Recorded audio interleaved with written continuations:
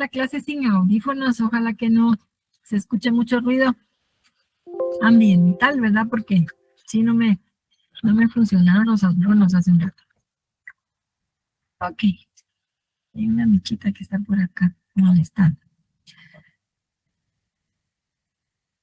Son las 58. ¿Será? ¿Cómo irán los demás compañeros? ¿Será que sí a todos les llegó, verdad, el mensaje?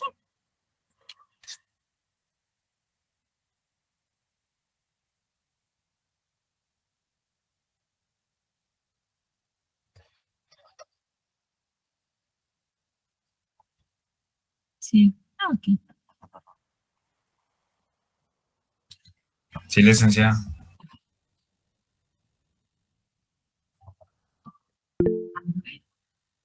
¿Qué tal, Fernando? Buenas tardes, bienvenido.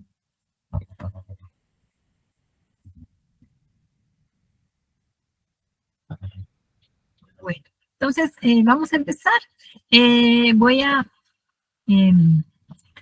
presionar, ¿verdad? Para que inicie la grabación.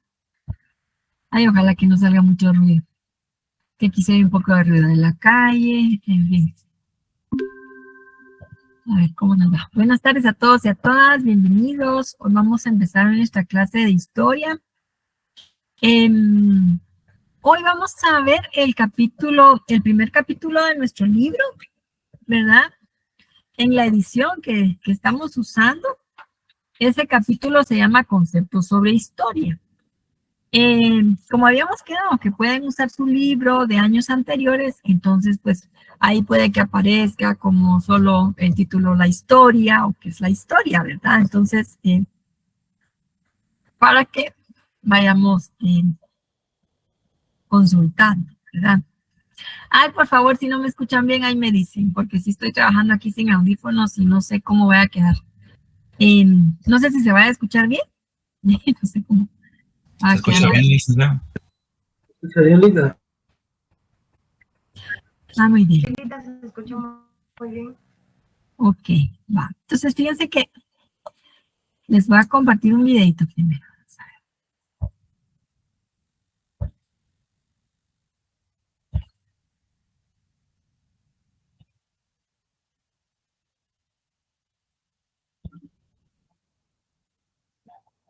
¿Para qué sirve la historia?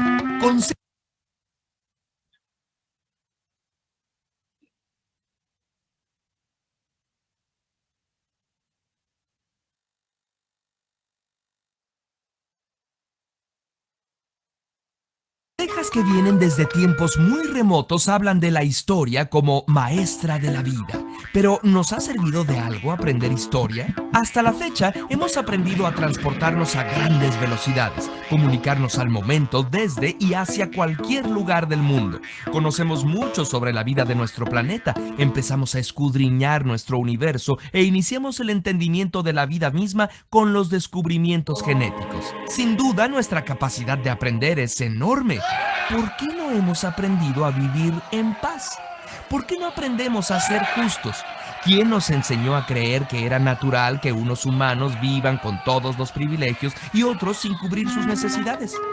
Y si se dice que el pueblo que no sabe su historia está condenado a repetirla, ¿tiene la historia como maestra de la vida algunas respuestas?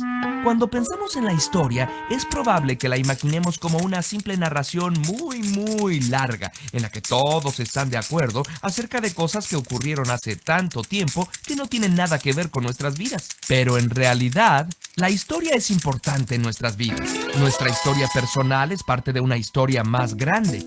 Lo que hacemos a diario está condicionado por todo lo que pasó antes, y esas actividades también van construyendo la historia todos los días. Por otro lado, la historia forma parte de nuestra vida porque la aprendemos en las escuelas, aunque esas dos historias no parecen juntarse siempre. El contarse historias unos a otros para compartir experiencias vitales es un proceso esencial para comunicar y recrear de todos esos valores, costumbres y significados que llamamos cultura.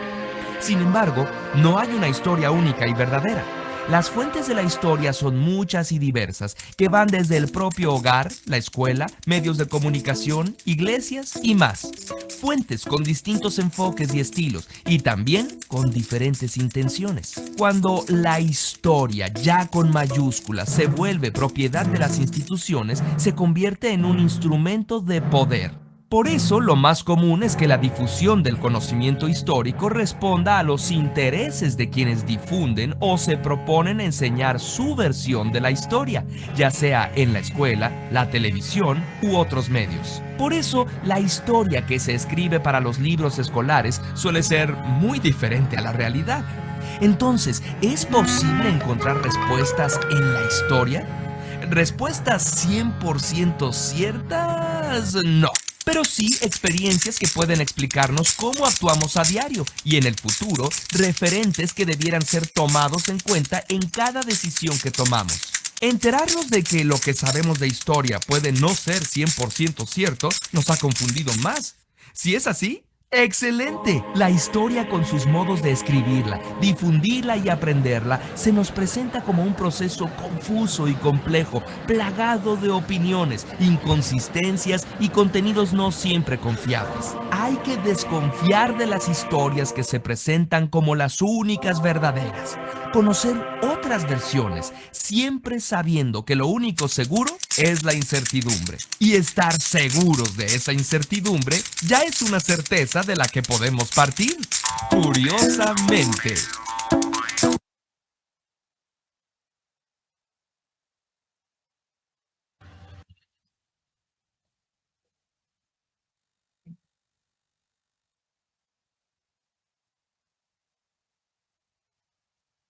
Bueno, nos vamos a pasar a la presentación.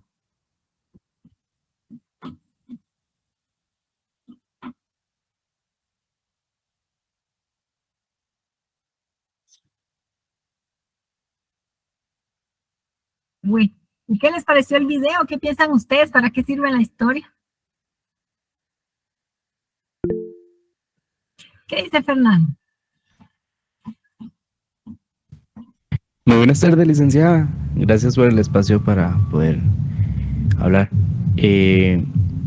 Para mí la historia es como poder tener el llenarnos de conocimientos de los sucesos que hemos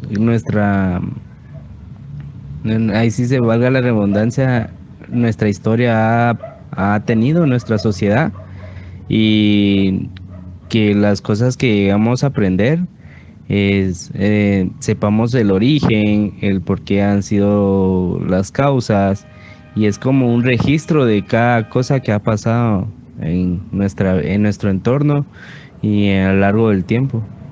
Ok, muy bien, Fernando, gracias. ¿Qué dice Evita? Que la historia es, por así decirlo, un conjunto de sucesos que han pasado en el transcurso para la humanidad en general, y en parte es bastante importante porque nos ha ayudado a avanzar en muchas cosas. A pesar de que es algo que ya pasó, por así decirlo, y es algo de lo que tenemos registro, aún así nos sirve para seguir avanzando. Muy bien, Evita, muchas gracias. Bueno, entonces, vamos a arrancar nuestra clase de hoy. Por favor, en caso que no me escucharan, ahí me avisan. Bueno. Estoy viendo los comentarios acá en el chat. Dice Julisa, historia es todos los acontecimientos con el pasar de los años y nos sirve para informarnos y educarnos. Muy bien. Stephanie, disciplina que estudia y expone de acuerdo con determinados principios y métodos los acontecimientos y hechos que pertenecen al tiempo pasado y que constituyen el desarrollo de la humanidad desde sus orígenes hasta el presente. Muy bien, ahí gracias por sus comentarios. Bueno, entonces, fíjense que este término historia tiene su origen en el griego, ¿verdad? Historien, en el vocablo griego historien, que significa investigar. Y este término, fíjense que fue acuñado o lo usó, ¿verdad? Heródoto de Alicarnaso. Ustedes van a decir, ¿quién es ese señor? Heródoto es considerado el padre de la historia. Él vivió en el siglo V antes de Cristo, o sea, hace, ¿qué? Como 2500 años, ¿verdad? Y entonces, fíjense que Heródoto, él escribió un libro al que le llamó Historia, uno de los 9 libros de la historia. Imagínense, eran unos rollos así de papiro, ¿verdad? ¿Y qué contenía ese libro? Pues resulta que Heródoto realizó un viaje más o menos de 15 años por el área que abarcó donde se estaban librando las guerras médicas, ¿verdad? Que abarcaba Persia y algunas ciudades griegas, ¿verdad? Fíjense que, bueno, y entonces él fue a platicar con las personas sobre la guerra, pero también a platicar sobre sus costumbres, sus tradiciones, y todo lo iba documentando. También documentaba canciones, poemas, o sea que, y fue consultando mapas que encontró, ¿verdad? Y él también elaboró sus propios mapas. Todo esto lo presentó en esa obra, y entonces es considerado el padre de la historia porque fue el primero que se dedicó a sistematizar esa información y a tratar de darle sentido, ¿verdad?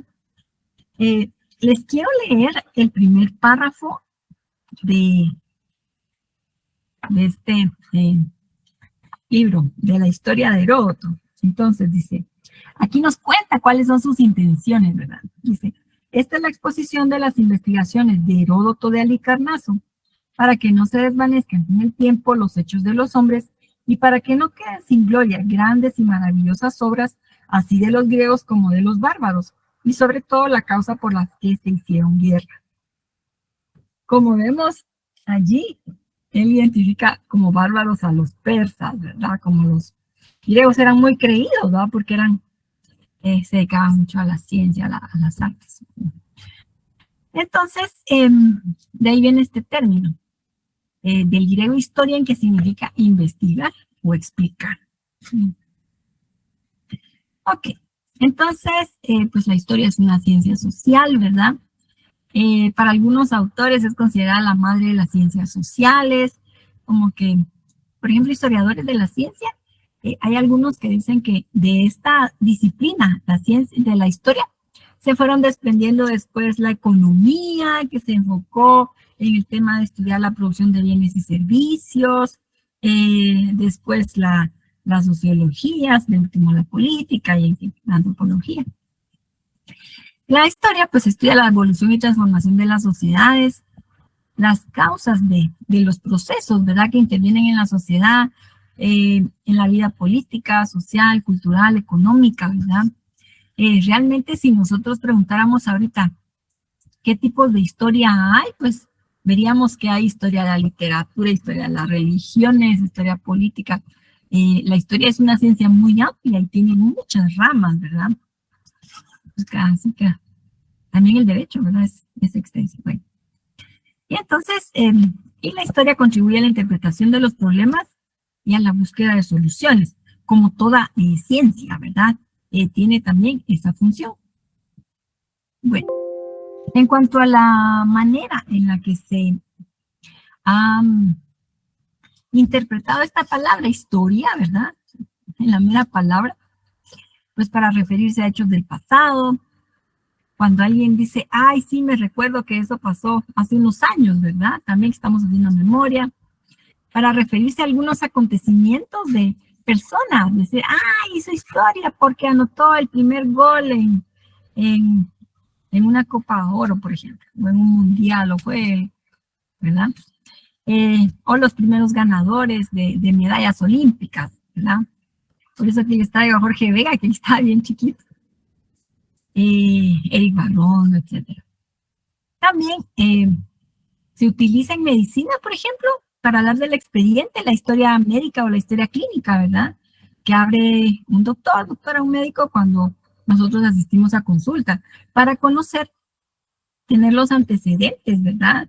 Si en mi familia hay personas hipertensas, diabéticas, en fin, o si yo misma lo estoy padeciendo para que me puedan tratar, qué tratamientos se han usado anteriormente, en fin. Entonces, esta palabra puede comprenderse de varias formas, ¿verdad? Nosotros nos vamos a enfocar en la que la concibe como una ciencia, ¿verdad? Que estudia lo que ha hecho la humanidad a través de los siglos. Y entonces nos ayuda a comprender, ¿verdad? Que todo lo que acontece en la actualidad o la situación en la que nos encontramos en la actualidad tiene que ver con hechos del pasado, ¿verdad? Con hechos anteriores, ¿sí? Que han tenido bastante influencia y pues que obviamente también va a tener un futuro. Ok, entonces decimos que la historia interpreta hechos, procesos históricos, ¿verdad? Y fíjense que la historia se vale de varios materiales, ¿verdad? Para poder documentar lo que ha sucedido anteriormente. ¿Cómo piensan ustedes que la historia hace para reconstruir, o los historiadores han hecho para reconstruir la historia de la humanidad desde la época antigua, ¿verdad? La época moderna, la independencia en Guatemala, en fin, hasta la actualidad. ¿Cómo han hecho? Porque, por ejemplo, en nuestra época tenemos un montón de información que está en internet y en las redes sociales. Y también hay bibliotecas, ¿verdad? Aunque no se consultan tanto.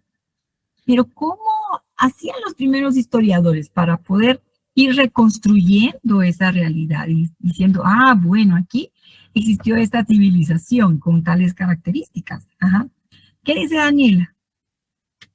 Yo creo que fue a través de la investigación que fueron recabando todo lo que necesitan para contar hoy en día, porque han quedado muchos rasgos anteriormente, ¿verdad? Entonces se han dedicado a investigar cómo fue, qué pasó, y algunos testimonios que seguramente han quedado grabados en algún lugar.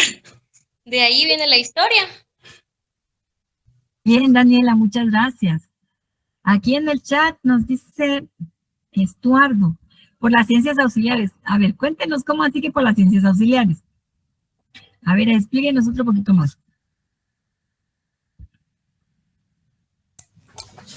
Buenas tardes. Yo digo que a través de las ciencias auxiliares los historiadores recolectan información para ir reconstruyendo la historia, como la arqueología, la numismática, la política, entre otras. Muy bien, Estuardo, gracias. A ver, ¿quién más? Dice Diego, por los escritos, como los jeroglíficos, ¿verdad? Que dejaron varias civilizaciones, entre ellos los mayas. Cuando la escritura empezó, así se conoce como empezó la escritura desde la antigüedad, ya se me traba la lengua. Pero ahí dice, antes de las escrituras, se puede la pintura rupestre, que fue anterior a la escritura, ¿no? Cantaban canciones que eran transmitidas por generaciones, sí, a través de la tradición oral, ¿verdad? Como también menciona Juan José. Don Alfredo dice también a través de la tradición. Sí, entonces, y digamos, en nuestro entorno tenemos nosotros evidencias de la historia, encontramos nosotros a nuestro alrededor, en generación, dice Maya, muy bien. Pero, y encontramos nosotros a nuestro alrededor, en nuestro entorno, evidencias de la historia. Hay objetos, no sé, en mi colonia, en el parque central, en algún lado. ¿Hay evidencias de esa historia? ¿Qué dice Fernando? Podría ser como la arquitectura también, licenciada. Como la arquitectura. Por ejemplo, a ver qué cosas de la arquitectura. A ver. Así como el Palacio Nacional, que es historia, pues, descendiente de Jorge Ubico, de su gobierno. La catedral, que lleva 300 años ya a estar en pie, el templo. Y así, muchos más que hay alrededor, adentro de nuestro país y afuera de. Bien, Fernando, gracias. Diego levantó la mano. ¿Qué dice Diego? Yo considero que también se puede observar a través de las esculturas que hay en parques del territorio guatemalteco, por ejemplo, la escultura de Tecunumán, que pues, nos narra la historia de un héroe quiché. Bien, Diego, muy bien, ¿verdad? En los parques hay que estar viendo, hay que observar, ¿verdad? A veces hay bustos de algún alcalde, por ejemplo, en la universidad hay algunos exrectores, ¿verdad? Ay, joder, la garganta. ¿Qué dice Jacqueline? Entonces, licenciada, por ejemplo, Maya, la civilización azteca, ellos dejaron pues gran parte de la arquitectura, pues también por medio de eso conocemos a nuestros ancestros, ¿verdad? Y un poco de su cultura. Muy bien, Jacqueline, gracias. Pero fíjense que también, bueno, por ejemplo, aquí en la capital hay un montón de lugares. Yo no sé si todos estén ahorita acá en la capital, pero hay un montón de estatuas, ¿verdad? Allá, por ejemplo, en la 18 calle, ahí en la plaza Justo Rufino Barrios, precisamente se llama plaza así, dedicada a Barrios, se encuentra la estatua ecuestre, ¿no? Recuerda a Barrios montado a caballo. Ahí al fondo está el Museo del Ferrocarril. Ah, bueno, los museos también, ¿verdad? No lo mencionamos. El Museo del Ferrocarril, que fíjense que allí fue la estación central. De allí era como la principal, la matriz de donde salían los trenes para diferentes puntos. Hay un montón de calles y avenidas que tienen nombres de eventos o de personalidades, ¿sí? Yo no sé si han visto, hay un paso al nivel que se llama Doña Dolores Bedoya, hay otro que se llama Rafael Carrera, ¿sí? Está el Boulevard Liberación, que recuerda la contrarrevolución, ¿sí? La Avenida Reforma, que recuerda a los liberales, en fin. Entonces, hay un montón de historia por todos lados, ¿sí? Diego, ¿sí? También los mártires. En el caso de la universidad, ¿verdad? Cuando ustedes ya puedan ingresar, al nomás entrar a la universidad por el lado del periférico, está la Plaza de los Mártires, ¿sí? Esa es una plaza que se hizo en conmemoración, ¿verdad? Se le puso ese nombre en conmemoración a las víctimas de la universidad, ¿verdad? Que fueron eliminadas durante el conflicto armado interno. Y luego hace unos años, todavía estábamos en pandemia, creo hace como 2 años, se inauguró ahí otro monumento. Entonces hay, por ejemplo, está también la Plaza Rogelia Cruz, que está entre el edificio de la Decanatura de Derecho con el edificio de posgrados, que es el S5, y Económica, y uno de Económicas, en donde hay varios murales importantes, está un mural dedicado a Rogelia Cruz. Entonces, hay un montón, realmente por todos lados nosotros estamos rodeados, ¿verdad?, de construcciones, o sea, no solo, digamos, netamente los sitios arqueológicos, ¿verdad?, o los museos, que es donde más se considera así, es que ahí donde se resguarda la historia, sino que a nuestro alrededor hay un montón de ubicaciones, calles, plazas, parques, avenidas, carreteras, ¿verdad? La carretera al Atlántico. ¿Cómo se llama la carretera al Atlántico?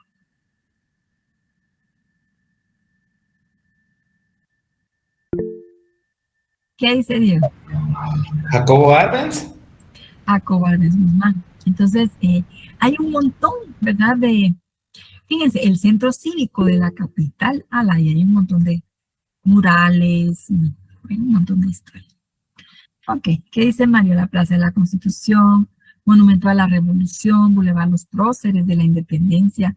Así es, Mario David, muchas gracias. Entonces, estamos rodeados de mucha historia.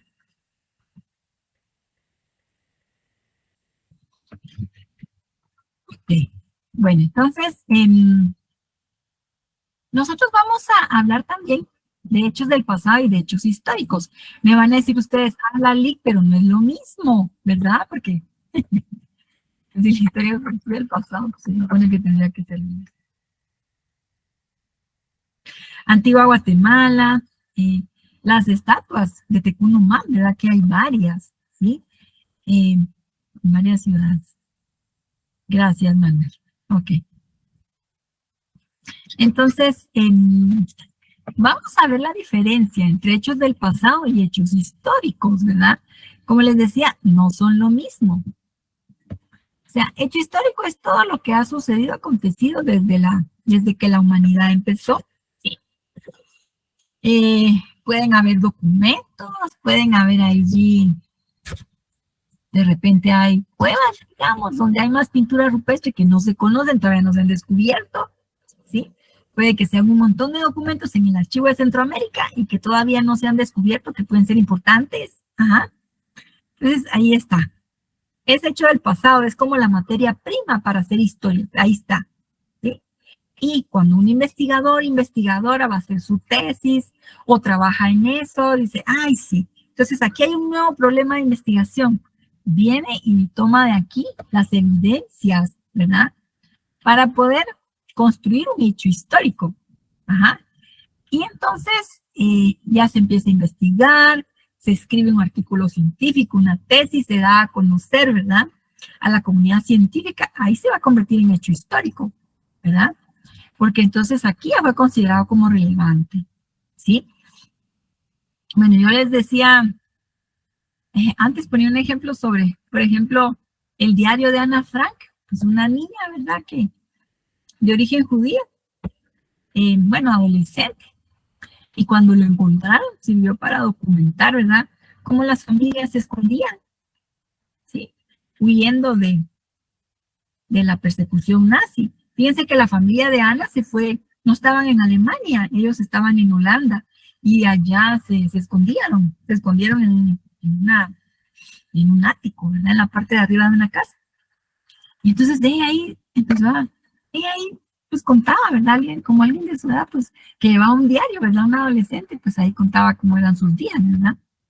Y pues sirvió como una prueba de toda esa persecución de los nazis a personas judías o de origen judío, ¿verdad? Antepasados judíos.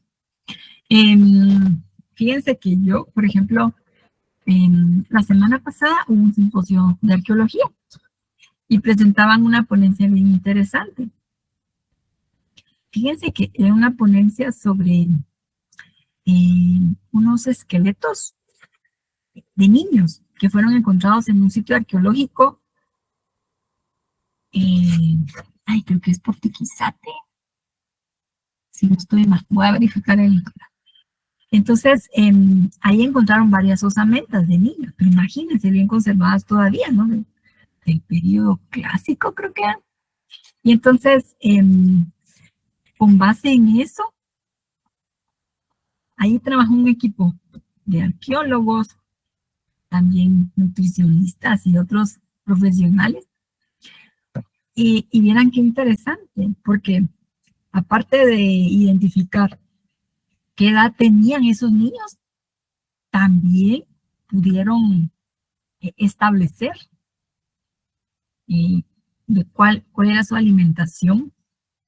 Además, que eran niños del pueblo, es decir, no eran de la nobleza de los mayas, no eran de la realeza, eran niños como de un grupo más pobre, pues, de escasos recursos, y documentar con qué se alimentaban. Entonces, bueno, los investigadores, para profundizar más, ¿verdad?, en los temas que son de su interés, siguen buscando evidencias, ¿verdad?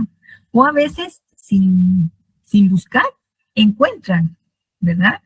Este tipo de pruebas, y pues entonces es de ponerse un poco a imaginar, ¿verdad? También de qué pudo haber sido.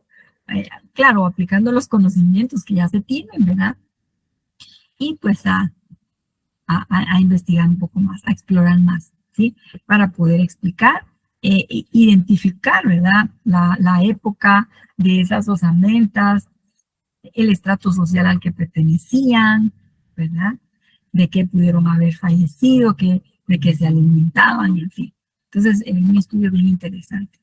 Lo resalto porque antes como que se enfocaban más, o tal vez habían encontrado, ¿verdad?, más evidencia de los entierros de personas de la realeza, ¿verdad? Porque estaban mejor conservados, estaban en lugares donde habían materiales más resistentes, ¿verdad? Mientras las personas del pueblo pues vivían en chozas, en fin, es más difícil que se puedan conservar los restos de los huesos que en lugares con otras características, ¿verdad? Entonces, esto para que veamos cómo esa diferencia, hechos del pasado, la materia prima, pues, donde pueden estar un montón de objetos, documentos, pero que si no son encontrados, ubicados, ¿verdad? Y de allí se empieza a construir un problema de investigación, no pasarían a ser hechos históricos, ¿verdad? Bueno. Ok. Entonces, vamos a hablar también acerca de dos interpretaciones de la historia. No sé si nos queda clara esa diferencia entre los hechos históricos y los hechos del pasado. ¿Qué otro ejemplo nos podría dar, licenciada? Ay, qué otra cosa. ¿Qué dice don Alfredo? Un ejemplo de hecho histórico podría ser la caída del muro de Berlín. Pero ¿cómo lo diferenciaríamos entonces de hecho del pasado? Porque como usted habla de algo que es todo lo que pasó en todo el acontecimiento, pero eso como que marcó la historia, o sea, es algo que de lo que se conoce y está en los libros. ¿A eso se refería usted o no? Sí, es que, digamos, para poderlo, alguien mencionaba ahí en el chat que uno está escrito, que sería el hecho histórico, ya lo investigaron y ya está escrito. Mientras que hecho del pasado, ahí pueden haber un montón de problemas de investigación para investigar. Ajá. Pero mientras no haya algún investigador que le dé importancia o que encuentre alguna pista que le llame la atención y que después siga jalando la madeja y que investigue y lo documente y digamos, Alfredo, que es un hecho histórico, se convierte cuando podemos documentar, ¿verdad? Cuando hay más evidencia para ir documentando. Otro ejemplo, podría mencionar el tema de... ¿Qué dice Eric? Todo hecho histórico. Digamos que el hecho histórico agarra documentos y materiales de aquí, de lo del pasado. Pero cuando ya se empieza a explicar, ¿verdad? Ajá, de dónde viene esto, qué relación tiene, ¿verdad? Ya se arma, digamos, toda la explicación y se publica, se escribe, se convertiría en un hecho histórico. Por eso también a veces se critica, hay gobiernos a los que se critica, ¿verdad? Porque esconden mucha información, como el gobierno estadounidense, ¿verdad? Hay un montón de información que es confidencial, ¿no? Pero sí, ¿qué dice José Antonio? Una pregunta, licenciada. Por ejemplo, un hecho histórico,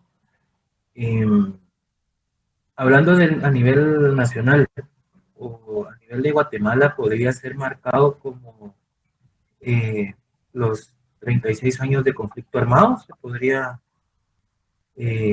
¿cómo podríamos hacer la diferencia si hay documentos escritos y es algo que nos afectó en el pasado, pero que también repercute en el presente? En el sentido, dice José Antonio, en que, bueno, se identificó que era una guerra interna, se le llama el conflicto armado interno, se empieza a documentar cuáles son las características, periodos, formas, estrategias de los diferentes grupos. A ver. Atentado de las Torres Gemelas. Es que el atentado de las Torres Gemelas sería solo un acontecimiento, Melissa, pero, digamos, toda la investigación alrededor, bueno, digamos, porque al principio, bueno, esos terroristas locos, sí, pero después ver todos los nexos que tenía Estados Unidos, que ellos mismos habían financiado a varias de estas personas de Oriente Medio, ¿verdad? Para que y que los mismos Bush tenían nexos con ellos, ¿verdad?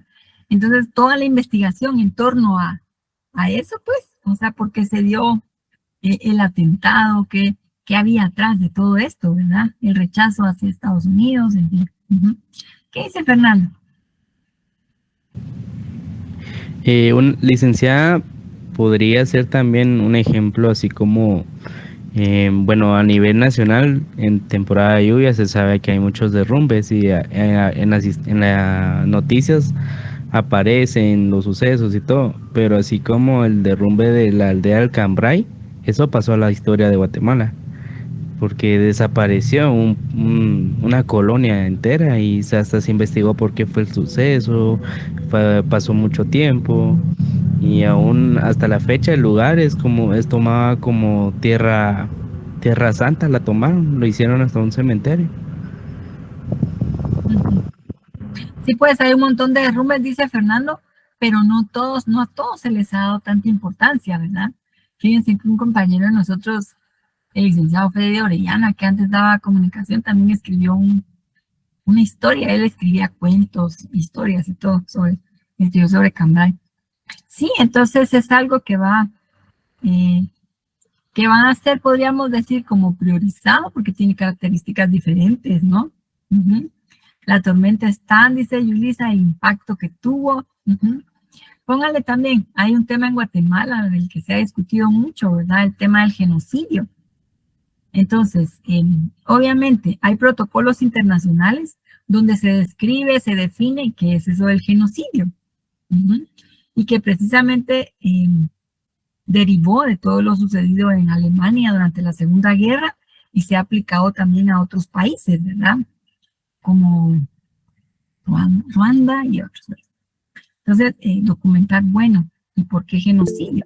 Entonces, empezar a buscar las evidencias. Es decir, bueno, para demostrar testimonios de sobrevivientes, testimonios de familiares, ¿sí? Y empezar a documentar también peritajes, ¿verdad? De expertos, en fin, ya se documenta, bueno, sí, hubo genocidio, ¿verdad? ¿Qué dice Evita?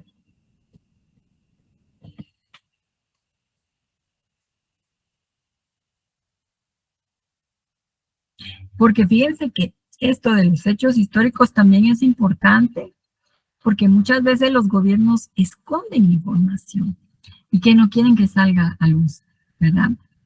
Y tiene que ver también con que los gobernantes o los que ganan una guerra, por ejemplo, son los que deciden qué se incluye en los libros de historia y qué se oculta. Fíjense, por ejemplo, ahora que recientemente que se ha hablado mucho de esto de la energía nuclear, ¿verdad? De los desastres nucleares como Chernóbil.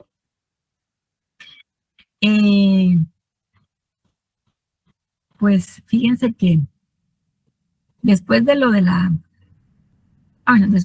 Segunda Guerra, que Estados Unidos lanzó las 2 bombas atómicas en Hiroshima y en Nagasaki. Fíjense que Estados Unidos se dedicó a hacer pruebas nucleares en su país.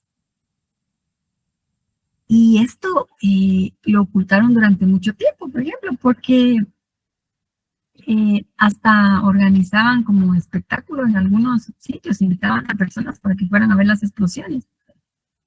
Pero se empezaron a dar cuenta del impacto imagínense eso, de toda esta energía nuclear, ¿verdad? Y entonces ocultaron la información, ¿sí? Hasta recientemente como que ha salido algo de información, ¿verdad? También a veces suceden cuestiones como experimentos, ¿verdad? Que se esconden. En el caso de los gobiernos también decisiones, ¿verdad? Cuestiones que no quieren que salga a la luz. Pero como les decía, en el caso de la historia, que también por eso es polémico esto de los hechos históricos, ¿verdad? Que quién decide que sí es historia, porque a veces se esconde mucha información, ¿verdad? De acuerdo a la conveniencia, ¿no? De algunos grupos, ya sean gobiernos o empresas. Pero en la construcción de la historia del día a día, ¿verdad? Podemos decir, los hechos del pasado son como los materiales de donde el historiador puede echar mano para investigar y crear ahí, encontrar un tema que sea importante para poder investigar, ¿sí? ¿Se acuerdan ustedes, como el semestre pasado, que estuvieron en el curso de teoría de la investigación? yo no sé cómo trabajaron ustedes, pero se supone que tenían que buscar un problema para investigarlo y decir que era importante, ¿verdad? Justificar su importancia. Entonces, de allí, bueno, ir a leer, ir a buscar, bueno, qué cosa podemos investigar que no sea repetitivo, pues que aporte algo de información importante. Pues ahí las tesis también, libros. ¿Qué dice Evita?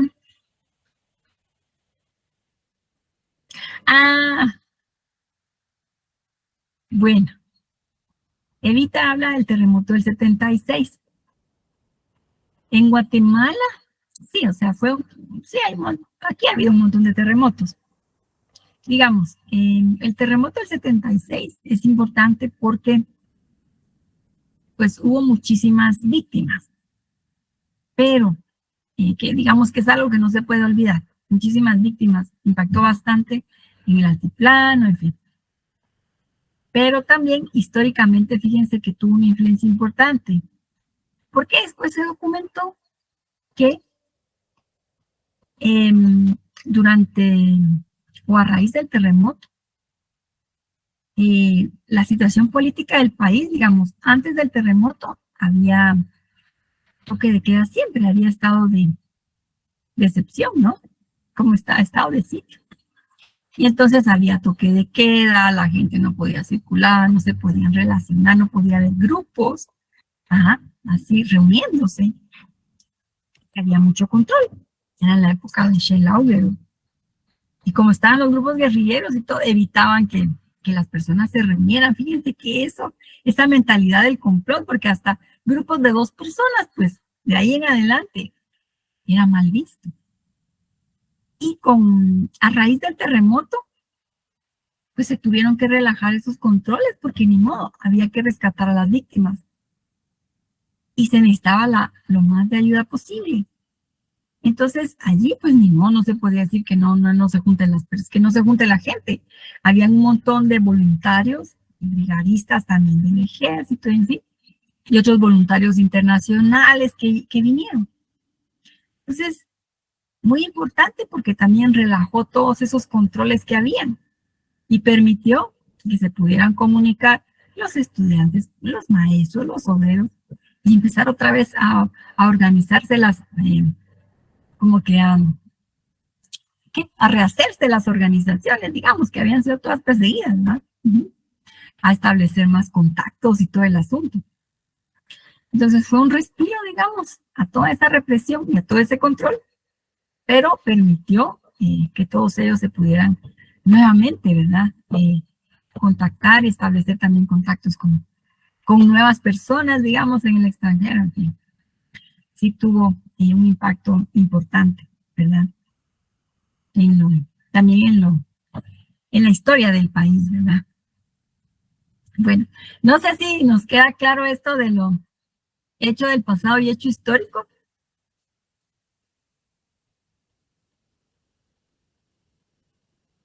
Sí, licenciada. Sí, licenciada, gracias. Sí, licenciada, gracias. Sí, muchas gracias. Va. Entonces vamos a pasar a hablar de las 2 interpretaciones. Se habla de la historia oficial y de la historia crítica. La historia oficial, como ya podrán ir infiriendo ustedes, decíamos que regularmente los gobiernos, ¿verdad?, buscan que los libros de texto cuenten la historia a su manera, ¿verdad? Y entonces, pues la historia oficial sería la que aparece en los libros de texto de la primaria, por ejemplo, de secundaria. Es la que de memorizar un montón de fechas y datos, ¿verdad? Y también, como sabemos, la historia oficial resalta mucho a las personalidades, ¿verdad? Ahí está don Justo Rufino Barrios, el reformador y así. También vemos que la historia oficial no se preocupa de estudiar el contexto, ¿verdad? Cuáles fueran las situaciones, el origen, las causas de todo, de esos procesos, ¿verdad? Mientras que la historia crítica, historia oficial, digamos, entonces sería como decir la historia tradicional.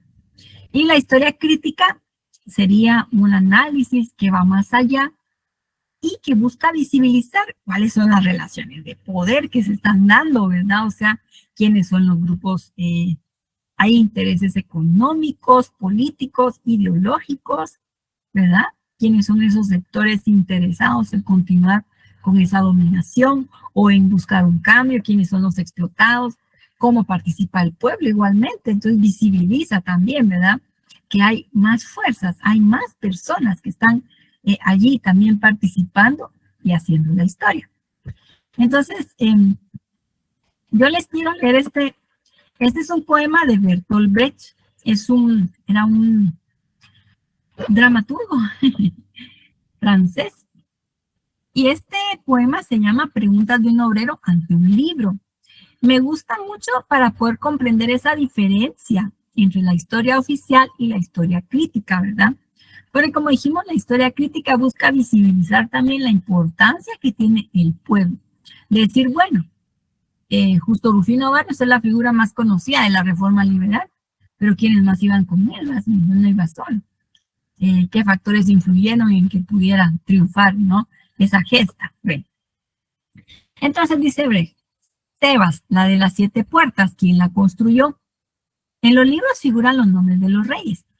¿Arrastraron los reyes los grandes bloques de piedra? Y Babilonia, destruida tantas veces, ¿quién la volvió a construir otras tantas? ¿En qué casas de la Dorada Lima vivían los obreros que la construyeron? La noche en que fue terminada la muralla china, ¿a dónde fueron los albañiles? Roma la Grande, que está llena de arcos de triunfo, ¿quién los erigió? ¿Sobre quiénes triunfaron los césares? Bizancio, tan cantada, tenía solo palacios para sus habitantes, ¿verdad? Sí, y los palacios eran para la nobleza, ¿verdad? Hasta la fabulosa Atlántida, la noche en la que el mar se la tragaba, los habitantes clamaban pidiendo ayuda a sus esclavos. El joven Alejandro Magno, conquistó la India. Él solo, César venció a los galos, no llevaba consigo ni siquiera un cocinero. Felipe II lloró al hundirse su flota, no lloró nadie más. Federico II venció la guerra de los 7 años. ¿Quién la venció además? Una victoria en cada página. ¿Quién cocinaba los banquetes de la victoria? Un gran hombre cada 10 años. ¿Quién pagaba sus gastos? Una pregunta para cada historia.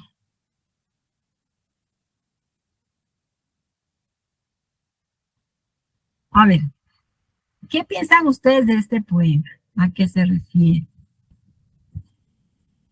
Ay, Jesús.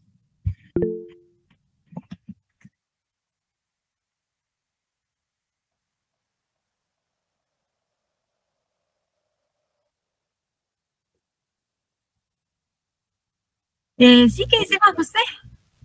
Podríamos inferir que se refiere a que la historia siempre es contada de un solo lado. En este caso, por ejemplo, tomando el caso de la conquista de la India, que la historia siempre la cuentan los ganadores, no necesariamente el perdedor. Siempre hay 2 caras de la moneda de una sola historia. Gracias, Juan José, así es. ¿Qué dice Fernando? Que la historia oficial en sí solo exalta a las personas como que con más poder y no podría ser un ejemplo así relacionando una cosa con la otra. En el fútbol actualmente resaltan más a Lionel Messi y a Cristiano Ronaldo, pero sin saber que hay más talento, otros jugadores que juegan, que valga la redundancia, juegan mucho mejor o tienen más características, podría ser. Gracias, Fernando. Sí, solo se enfoca en como en algunos que han destacado, ¿verdad? Ajá. A ver, ¿quién más?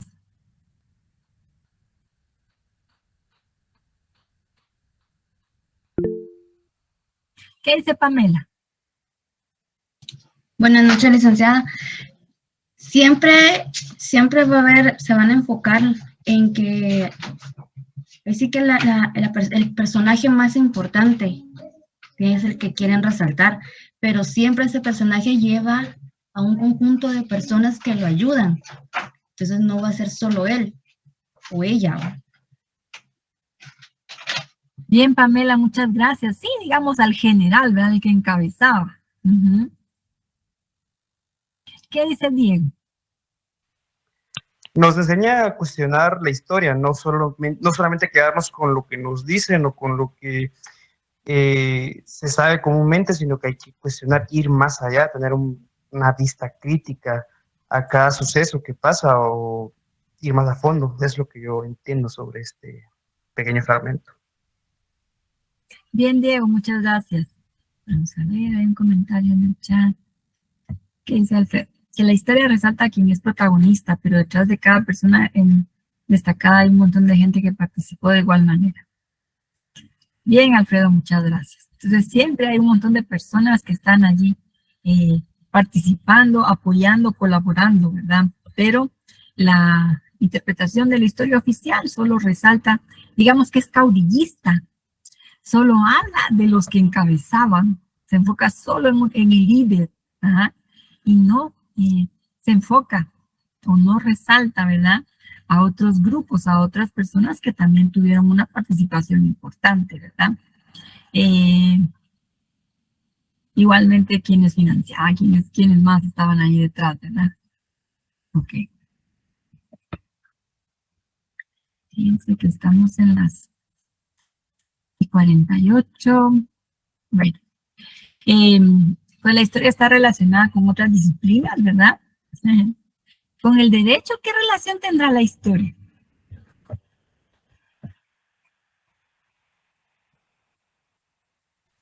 Con la creación y formación de normas jurídicas. Creación de normas jurídicas, dice Diego. Ajá, las leyes, dice Maya. Pero a ver, la historia y el derecho. ¿Cómo veríamos esa relación? ¿A quién se le ocurrió, así como un ejemplo, quién decidió qué derechos podríamos tener desde el inicio? ¿Quién pensó en eso? ¿Quién interpretó y dijo, bueno, tienen derecho a la vida, tienen derecho, no sé, a un trabajo? ¿Quién pensó? ¿Quién? Y los creadores de la iniciativa de todo eso, considero yo, así como en la introducción al derecho 1 el semestre pasado nos hablaban de los pensadores de la diferente manera, así como el derecho en la religión, cómo era tomado y sus diferentes protagonistas que tuvo. Gracias, Fernando. Sí, digamos que usted dice, bueno, ¿cómo han ido evolucionando los derechos? Porque precisamente no fue desde un principio que dijeron, ay, sí, aquí todos tenemos derechos, sino que fue por poco a poco, ¿verdad? Primero solo los nobles y en fin, ¿verdad? Entonces fue un reconocimiento que se fue ganando, que se fue peleando, se fue buscando, ¿verdad? ¿Qué dice Dulce? Sucesos que se dieron en los antepasados. La historia sobre el derecho de la mujer, que fue un suceso que ahora se relaciona con los derechos. Sí, como también, ¿verdad? Las mujeres fuimos peleando, ganando los espacios, ¿verdad? Porque al principio, vieron ustedes, por ejemplo, en el curso de economía, eso de que en el esclavismo surge la propiedad privada, y entonces el esclavista era el dueño de todo, o sea, no solo de los esclavos que tenía como cosas, sino que también su esposa, sus niños, todo, ¿verdad? Pasaba a ser propiedad. Entonces también fue todo un proceso, ¿verdad? Que se fue dando.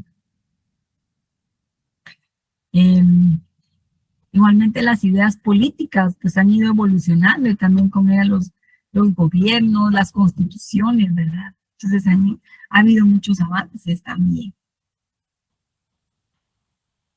Bueno, pues fíjense que nos vamos a quedar aquí. Es que estoy viendo que me faltan las periodizaciones, pero... Bueno, de forma rapidita, les voy a mencionar esto. Para la historia es importante tener clasificaciones para ubicar en el tiempo los procesos o los eventos, ¿verdad? O sea, podríamos decir que para la historia el tiempo es la variable más importante, ¿verdad? Entonces, Por eso han surgido varias periodizaciones, o sea, periodización, digamos, cómo se clasifica el tiempo, ¿verdad?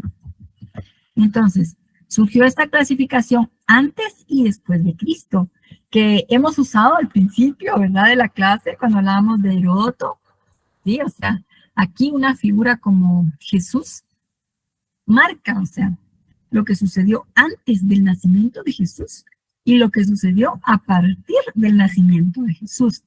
Entonces nosotros estamos en el año 2023 después de Cristo.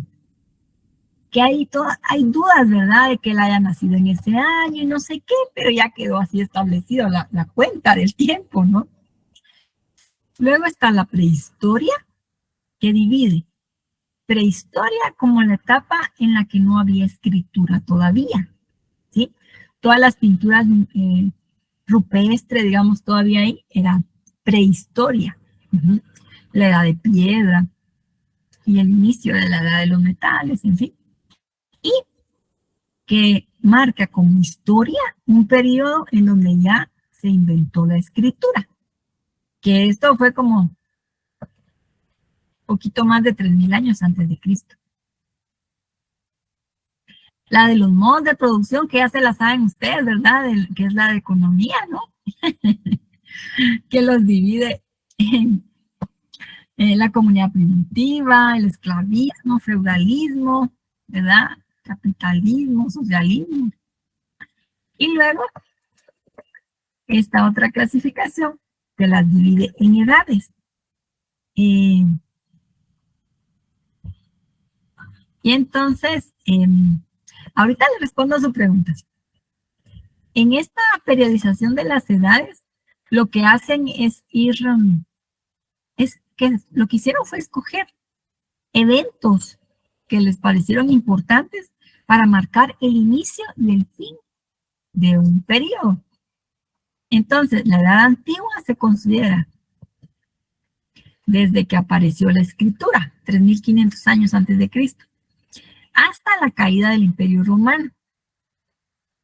Ahí empezaría entonces la siguiente, que es la Edad Media, que termina con el descubrimiento de América. Y empieza la Edad Moderna, que termina con la Revolución Francesa. Y ahí empezaría la siguiente, que es la que tenemos nosotros ahorita, que es la Edad Contemporánea.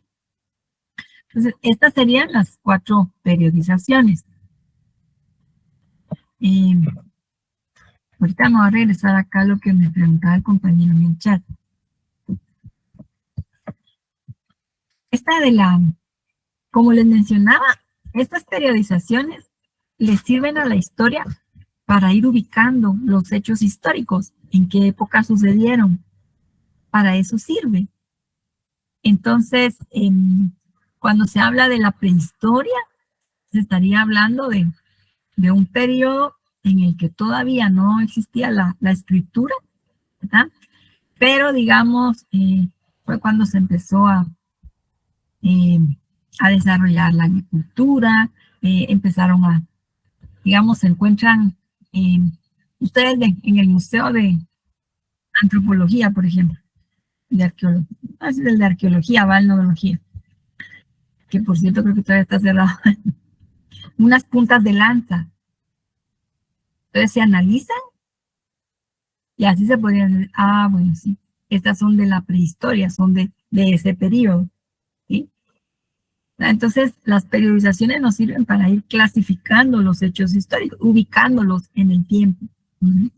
Y dependiendo de lo que le interese a cada historiador, va a utilizar una de estas periodizaciones. Como les mencionaba al principio, cuando hablábamos de la época de Heródoto, hablamos de antes y después de Cristo, ¿verdad? Que era la idónea, ¿verdad?, para ubicar a ese personaje Heródoto. Ahora, por ejemplo, cuando hablemos nosotros de los mayas al inicio de su desarrollo, ¿verdad?, que empiezan a desarrollar, sería el paleolítico, que algunas puntas de lanza, y vamos a ver que se han encontrado también algunos campamentos de cazadores, como los que hay allá en Chivacabé, en Huehuetenango. Esos eran de la etapa prehistórica.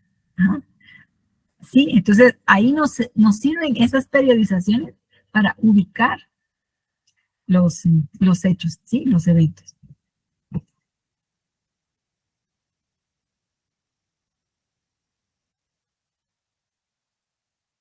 Bueno, fíjense que nos vamos a quedar aquí porque nos queda poquito tiempo ya, pero en la próxima clase voy a empezar explicando esto de las periodizaciones por si hay alguna duda, ¿verdad?